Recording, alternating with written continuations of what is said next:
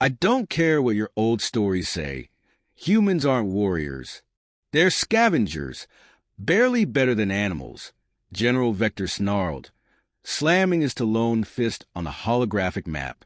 The cold light of the display cast his scaled features in a sinister glow as his officers flinched. Vector loomed over them, his sharp crimson eyes darting over the map of Zyrene 3. An insignificant colony, barely defended, he thought, hardly worthy of an assault, let alone these baseless fears. The room was silent until Lieutenant Koresh ventured, his voice trembling. With respect, General, the reports from the last outpost.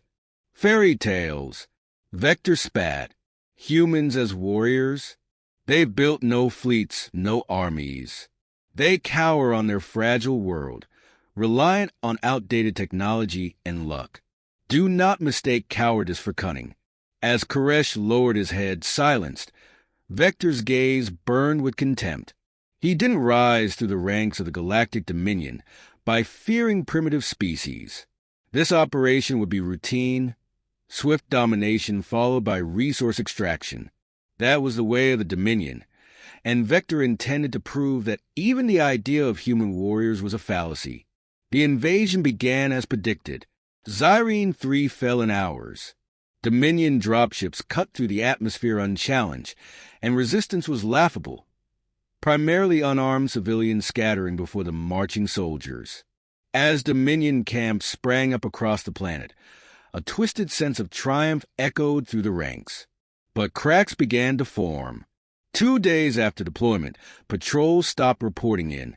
Could be equipment malfunction, Koresh suggested during the next briefing, though his nervous twitch betrayed his lack of conviction. It's the environment, added Captain Zeroff, adjusting his crested helmet. This colony is wild, and our instruments aren't built for such primitive terrain. Vector leaned back, his fingers tapping impatiently on the console. If the humans had resources for sabotage, we'd have seen it by now. Assign backup patrols, double their numbers, and investigate the disappearances thoroughly. Yet no amount of additional forces seemed to matter. Over the next 2 nights, entire squads vanished in the dark, their weapons left intact, and their transport vehicles burned. Initial scans of the surrounding forest revealed no heat signatures, no advanced tech, nothing to suggest the presence of an enemy force. The tension boiled over when an officer finally recovered something, a crude wolf's head painted in blood on a piece of scavenged metal. When placed before the general, it sparked derisive laughter in the command center. Artisans, Vector chuckled, his jagged teeth gleaming. This is what you fear. I'll show them what a true warrior looks like when His voice faltered slightly. Behind the bravado, Vector couldn't shake the eerie thought. Why leave a message? Miles away, hidden in the thick forest surrounding Zyrene's largest Dominion camp, Captain John Cade stood crouched over a tactical tablet. His blue eyes studied the enemy camp's layout with calm precision, illuminated only by the dim screen.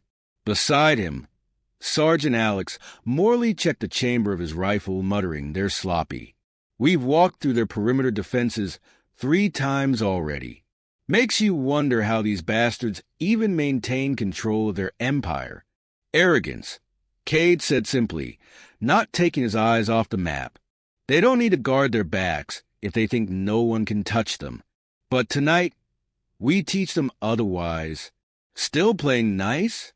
Morley asked with a wry grin, slinging his weapon over his shoulder. Cade allowed himself a small smile. Not for long.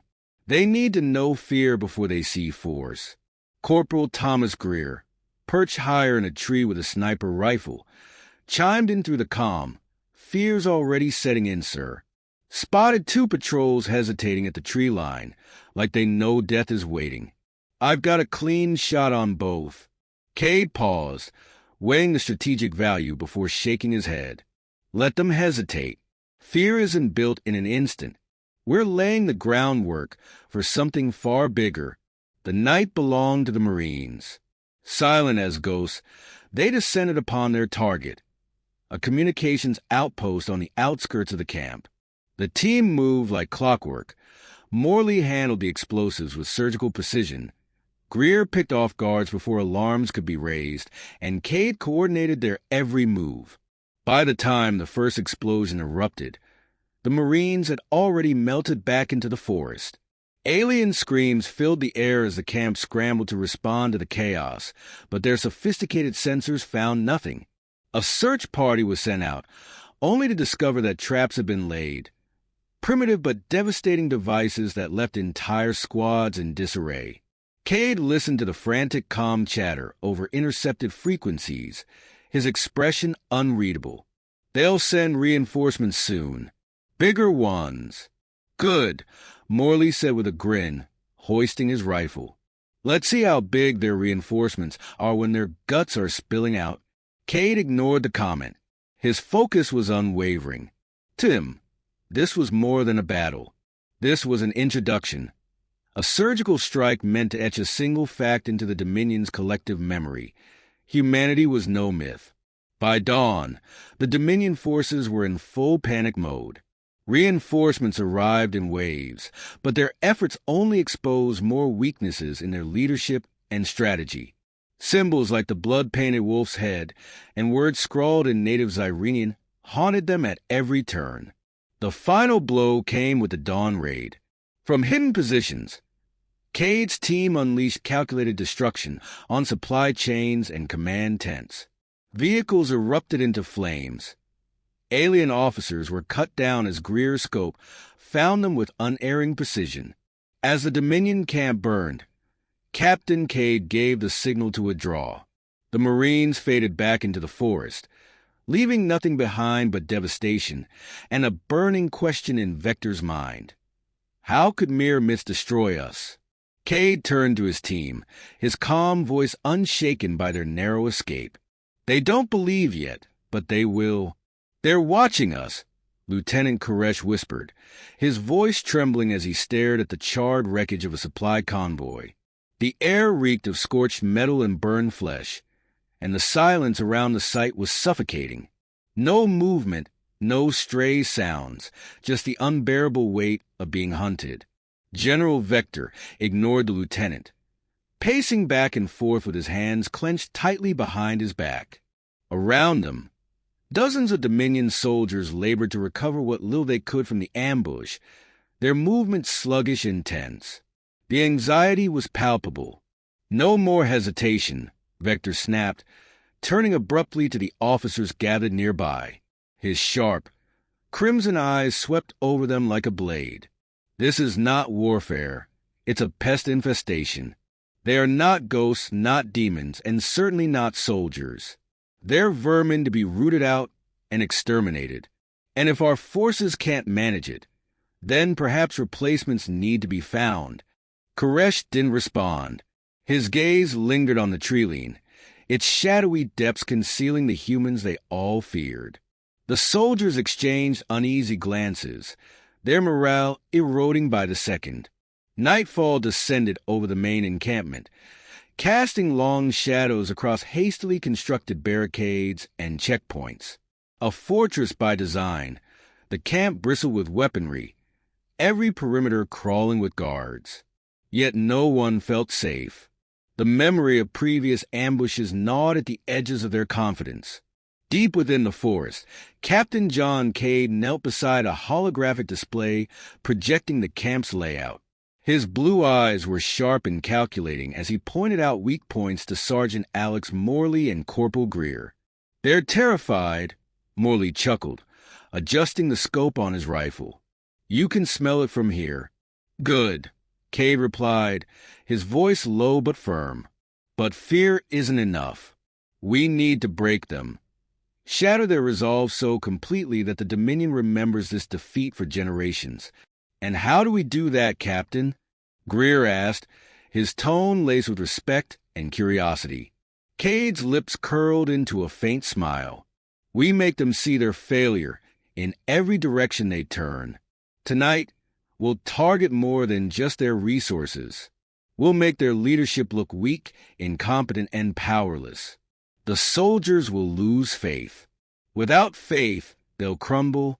The humans moved under cover of darkness, invisible against the dense forest and the natural camouflage that adorned their uniforms. Dominion sentries stood watch at the outer perimeter, their claws gripping rifles nervously. When the first went down, he didn't even have time to scream. Greer whispered through the comm, "Sentries down. No alarm. Moving to next target." The humans worked systematically, disabling communications equipment, booby-trapping supply caches, and leaving grotesque symbols painted in red along walls and equipment. Each attack was surgical, but the psychological toll was devastating. Inside the command tent, Vector barked orders to his officers, attempting to maintain control over his crumbling forces. "Triple the patrols," he roared. "Light the entire force if you have to. I want these cowards dragged out and crushed." The officers hesitated. Finally, Koresh spoke, his voice betraying the growing despair. "General, our men are breaking. They're afraid of what they don't see. I think it's—" Vector's fist slammed into the table, silencing him. "Think less and fight more, Lieutenant." He leaned in closer, lowering his voice but adding an edge of menace. "I will not let these primitive beasts turn my soldiers into frightened children. This ends tonight." But it didn't end. Instead, the attacks escalated. Patrols vanished without trace, their abandoned rifles stacked neatly in ominous piles. Explosions rocked the encampment at irregular intervals, ensuring no one could sleep. Fake orders were intercepted by Dominion forces, sending them on wild goose chases into the forest, only to return empty-handed and more demoralized. Even those inside the command center began to unravel. Vector caught one of his officers muttering to himself about ghosts and cursed warriors. The general's rage boiled over as he drew his ceremonial blade, slicing the officer down in one clean stroke. "Fear is the enemy," Vector snarled, holding the bloody blade aloft for all to see. "And we will not fall to it." But even his authoritarian display could not stop what was already spreading, a pervasive, bone-deep certainty among the soldiers that their enemy was not just skilled but supernatural. Back in the forest, Cade watched the chaos unfold from a distance, binoculars in hand. A small smile played across his face as he lowered them. "They're almost ready," he murmured. Morley raised an eyebrow. "For what?" "The final strike." Greer's voice crackled through the comms, barely hiding his satisfaction. "Their patrols are pulling back, Captain. The forest is ours." Cade nodded, his expression growing grim. "Good, because after tonight, it won't just be theirs we take. Their confidence, their pride, their empire, they all end here, in the Dominion camp. The soldiers cowered in poorly lit barracks, weapons shaking in their hands. Every shadow, every distant rustle, filled them with dread. And just before the night was over, as the first light of dawn peeked over the horizon, an enormous Dominion flag draped over the central barracks was burned to ash. Beneath it, in the native script of humanity, were the words, "War is our craft, and you're failing your apprenticeship. It's over, General," Lieutenant Koresh said, his voice hollow as he looked at the devastated remains of the command tent. Smoke curled from wrecked consoles. Communications equipment lay in fragments, and Dominion soldiers huddled together like frightened animals. Even the once proud banners of the Dominion now hung in tatters, streaked with ash and blood. Vector's crimson eyes burned with unyielding rage as he paced amidst the wreckage. He refused to accept defeat. His claws tore at the edges of the strategy map laid out before him, its markings now meaningless amidst the chaos. "Cowards," he growled. "They're cowards hiding in the shadows. This isn't war, it's precision," came a voice from outside, cold, deliberate, and unmistakably human. The words cut through the silence like a blade. Every head turned toward the source. Panic seizing the soldiers as they raised their weapons, and aimed at the perimeter. But there was no visible threat, just the ever-present forest, its shadowy depths now a place of nightmares. Koresh took a cautious step back, his resolve crumbling. "General," he whispered, this isn't strategy. They've already won." Vector spun on him, his fury unchecked. "No, they've only rattled your weak mind. Our forces still number in the hundreds. A few cunning ambushes don't make them conquerors." But as if in direct defiance, the soft crack of a distant rifle echoed through the camp. The sound was subtle yet final, like the hammer striking a coffin nail. One of the guards at the perimeter crumpled, his lifeless body dropping without a sound. "One shot. One kill," Captain John Cade murmured, lowering his rifle as he observed through the scope. He glanced at Morley and Greer, who flanked him behind cover, weapons ready.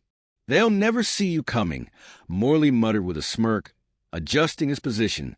"That's the point," Cade replied. "Keep them guessing. We don't need to break their bodies. We just need to break their leader." Back in the camp, Vector snarled at his troops, his voice rising above their mounting fear. "Secure the perimeter. Stop cowering and fight." Another crack of a rifle. Another Dominion soldier fell. This time, it was a communications officer standing mere feet from Vector. Blood sprayed across the general's armor, a stark reminder of how close the danger truly was. The soldiers hesitated, weapons trembling in their claws as their discipline eroded completely. The once formidable Dominion ranks were now a ragged group of individuals, each more interested in survival than in following orders. Koresh took another step back, his face pale. "They're inside our minds, General," he said, barely audible. "They've reduced us to prey." Vector's fury erupted. No more waiting. Ready the gunships. Level this cursed forest. Koresh hesitated but complied, gesturing to what remained of the crew. Gunships roared to life, their engines whining as they prepared to lift off. But the moment they began to ascend, one exploded in a fiery inferno, taking out a supply depot with it. Greer grinned, lowering the detonator. "Guess they didn't expect humans to booby-trap their toys." Vector stood frozen, his vision swimming with anger and disbelief. He had always prided himself on his ironclad command, on being the unshakable pillar his forces relied upon. But now, his empire's vaunted power was crumbling before him, piece by agonizing piece. "Enough," Cade whispered, his voice barely audible through the comms. "It's time." Cade and his team moved swiftly, slipping through the chaos like wraiths. The remnants of the Dominion defenses were too fractured to hold them back. With each step closer to the command tent, the weight of the moment grew heavier. Vector barked orders, trying desperately to restore some semblance of control. "Hold your ground. We are Dominion soldiers." But it was no use. A loud explosion rocked the camp as Cade's team breached the inner perimeter. Smoke and flames consumed everything in their path, the acrid smell choking what little morale remained among Vector's troops. Emerging through the smoke, Cade appeared, flanked by Morley and Greer. Each step was deliberate, their presence undeniable. The Dominion soldiers froze, some lowering their weapons entirely, too broken to resist. Vector turned slowly to face his enemies, his crimson eyes locking onto Cade's icy blue ones. For a moment neither spoke. The air between them was heavy with unspoken words, years of ideology and pride crashing into the reality of the moment. "This ends now," Cade said, his voice even but resolute. Vector snarled, drawing his blade. "You think you've won? You're nothing but animals with tools. The Dominion will never kneel to your kind." Cade didn't flinch, raising his rifle with calculated precision. "The Dominion will kneel, General. Not to me, not to us, but to the memory of what happens here today." The rifle's report shattered the silence. Vector fell, the arrogance draining from his face as his lifeless body crumpled to the dirt. The Dominion soldiers dropped their weapons, eyes wide with disbelief and fear. Without their commander, they were leaderless, rudderless, broken. Cade lowered his rifle, his expression unreadable as he surveyed the remains of the once mighty Dominion camp. "War's over," Morley muttered, breaking the silence. Cade shook his head. "Not yet. But this battle is—" As dawn broke over the battlefield, the humans faded back into the forest, leaving behind a scene that would forever haunt the survivors. For them, the myth of human soldiers was no longer a rumor. It was an undeniable truth etched in fire and blood.